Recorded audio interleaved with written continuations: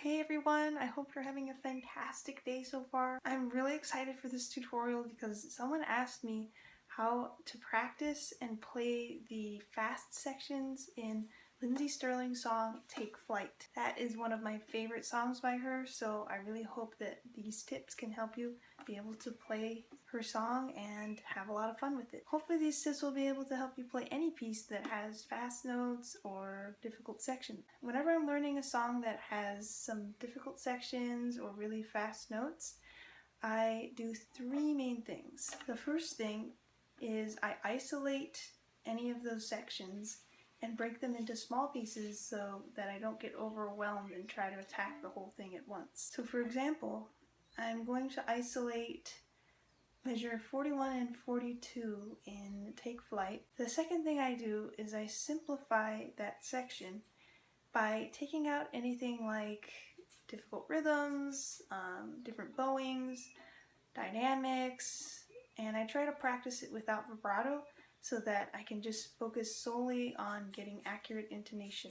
So this is the original rhythm of those two measures in Take Flight.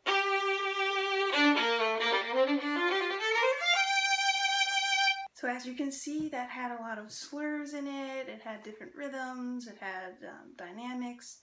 So now I'm just going to take all of that out and focus on the intonation by playing everything equally and incorporating the third step that I do, which is slow things down. Practice it way slower than the desired tempo and then slowly increase the tempo once you're comfortable. In order to keep track of the tempos that you're doing, you should definitely use a metronome. The desired tempo for Take Flight is around 140 beats per minute, so I'm going to start at 60 beats per minute and slowly increase that each time that I practice. So here's 60 beats per minute. I'm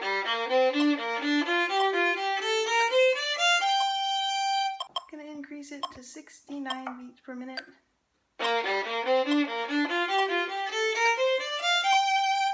80 beats, 88,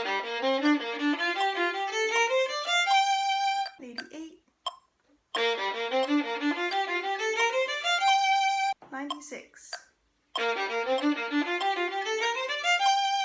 104, 112, 120, 132, 144.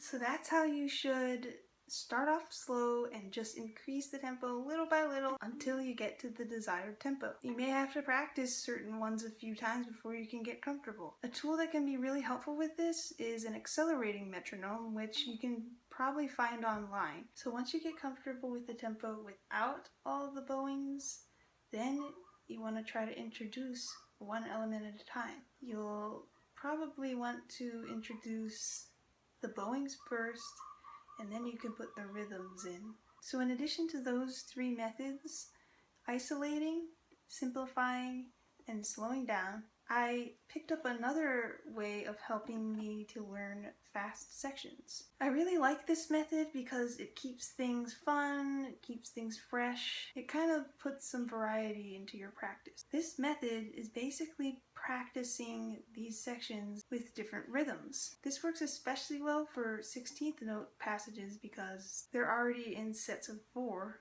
So the rhythms will be symmetrical. So there are 5 different rhythms that you can try. First one is a dotted 8th 16th. So it sounds like this.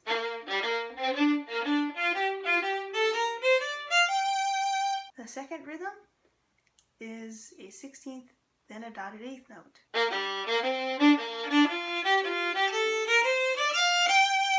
The other 3 ones are just a combination of 8th and 16th notes. The first one has 2 16th notes at the beginning and the rest of them are 8th notes. So it goes.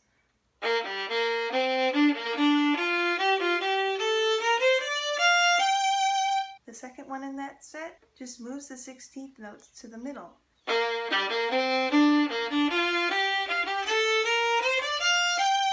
The last one that I know is where you move the 16th notes to the end.